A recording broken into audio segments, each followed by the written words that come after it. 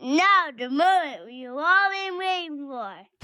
I am Nate Riggle, and you are listening to The Way of the Bonfire. Ooh, you just hit play on another winner this time. We got a good chunk of all the three parts of the Way of the Bonfire trifecta covered in today's episode. Lots of intentional curiosity and thought-provoking questions, a new perspective on looking at our lifespan and expectations for that, and a whole lot of focus on fulfillment. So let's stop talking about what we're going to talk about and just get after it, we say. A lot of articles and things we read in the category of medicine and health are focused on how a specific variable can either decrease or increase lifespan or life expectancy, which are technically two different things. In other words, life expectancy is how long can you or any individual expect to live depending on the factors that are unique to them. Lifespan is basically a maximum number of years that someone can live, and there's only a small percentage of people out there that can live to 115, 120 years based on genetics and everything that's kind of part of their circumstances. And life expectancy is more about how we get closer to that max number for humans as individuals. So, for example, smoking decreases life expectancy by 10 years on average.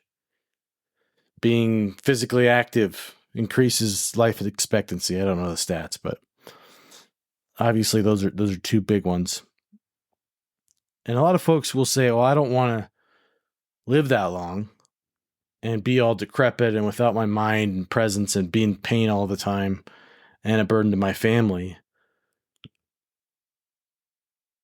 So a better focus, given that might be the case if all we're focusing on is number of years that we get to be on this planet. A better focus could be, and it's often discussed, is health span, or the length of time in a person's life when they are in reasonably good health and kind of free of disease and that sort of thing.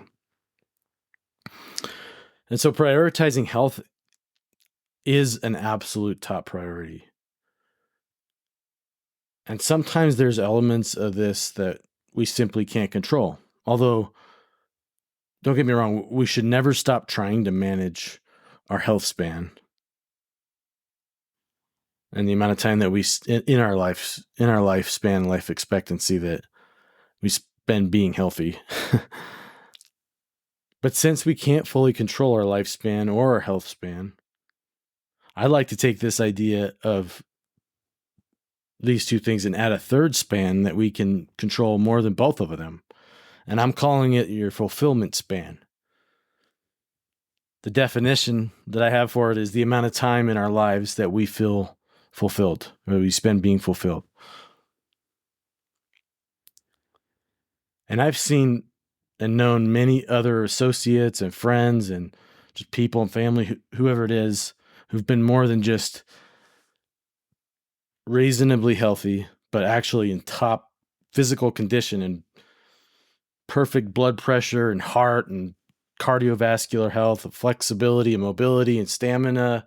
They're eating all the right things, and they have near perfect scores on all the biomarkers or whatever it is they're measuring from a physical health standpoint.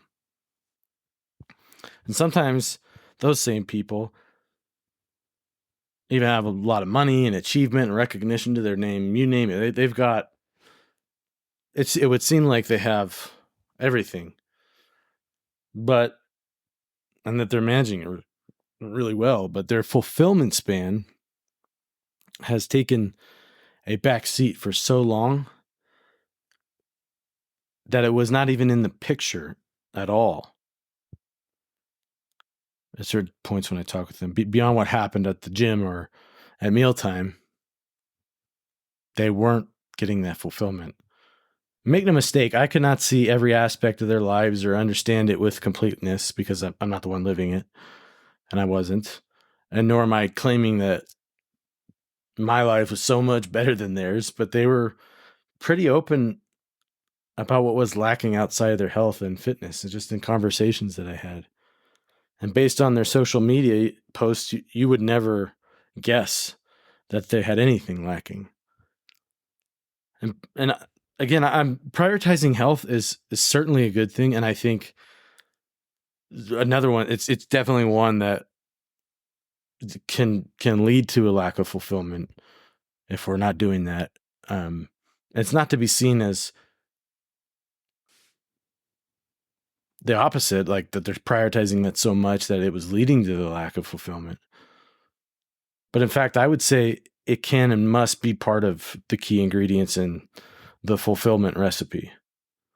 What I'm saying is that a question we should ask ourselves is, how many years in my life will I spend feeling and being fulfilled as part of the recipe? Am I perpetually putting that off for another day when I have more time, more money, less work, and responsibilities on my plate? And I'm here to tell you that not focusing on increasing fulfillment span every day and creating not creating a level of continuity and consistency in that practice is just as foolish as not focusing on your health span, how many years you're going to be healthy during your life.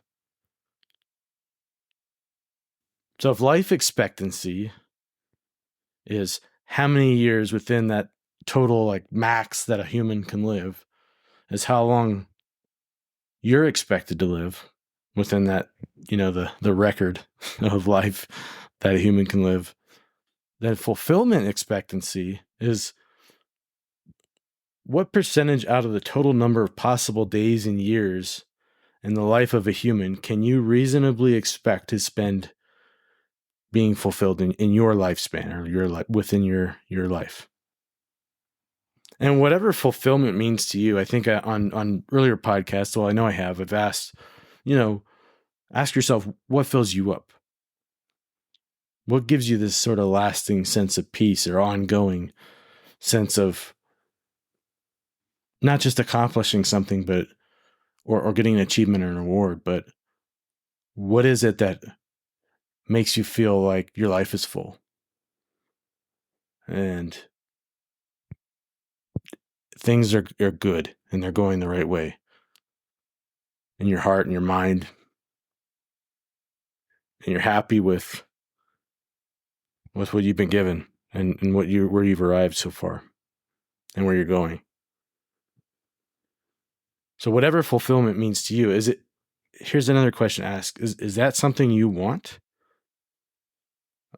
Is it something you hope to get one day or to eventually reclaim it because it's been lost or set aside due to the demands and the duties of life coming at you from all angles unexpectedly? Or do you believe it's possible to have more of it right now? I hope you do realize that it is possible to have fulfillment right now. And when I ask you if you believe it's possible to have more of it right now, if the answer is yes, then we shouldn't be done, right? Just believing that it's possible. The question then is, are you planning for it and designing your life and expecting it right now? And if you expect it, but you don't obtain it or feel it today or whenever you were hoping for it or expecting it to be there, are you still determined to find out why and get it back right now?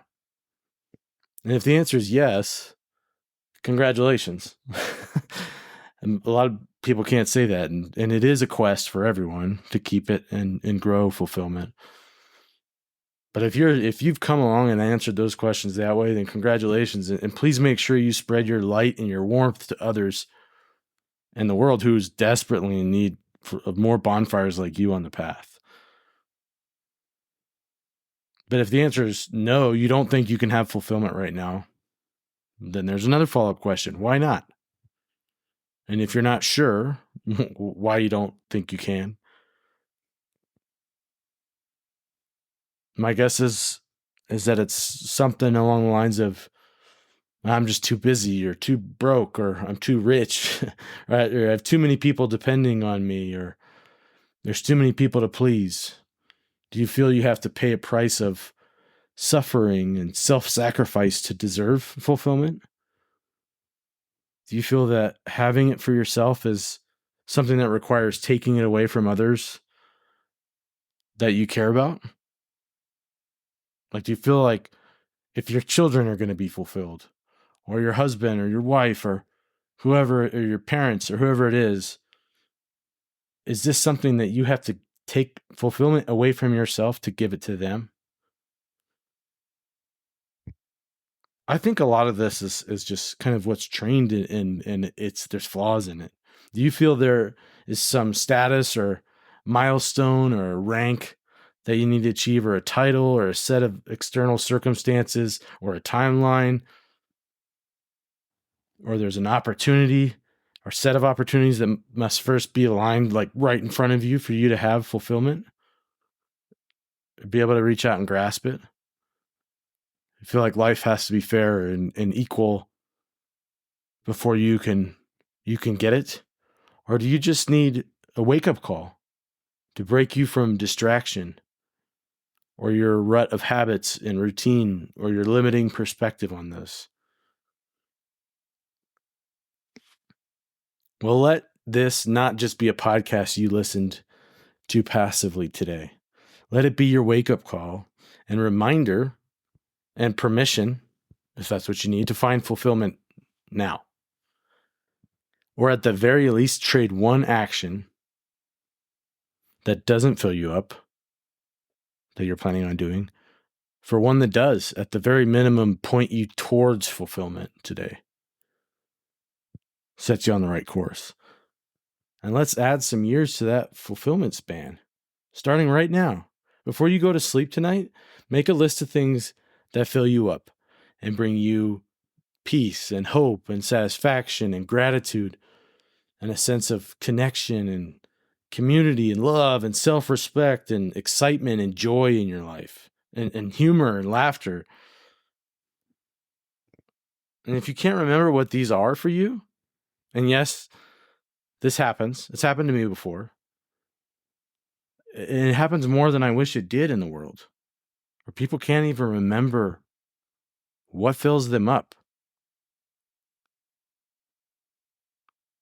That's a bummer. But if you can't, you sit down and you're hearing this and you're like, wouldn't even be able to put a list like that together. I wouldn't be able to write one bullet point on that. Then ask your loved ones. They should know or be able to help you go through the process to remember something, at least one thing. And then once you've got that written down, commit to doing at least that one thing every day, or one of the items every day, starting now, whether that's today or tomorrow, and increase your fulfillment span. Go get them. Hey, thanks for listening to this episode of the podcast. Every single time I do this, I get a little more fired up and my bonfire grows a little bit more. If you're feeling the same way and like you got value out of this, would you do me a favor and go onto the show page in your Spotify or Apple Podcast or wherever you're listening to this and leave a rating and click follow? That way you never miss another episode of the show, and it helps me immensely to keep the momentum and keep bringing the good stuff for you. We'll see you on the next one. Thanks.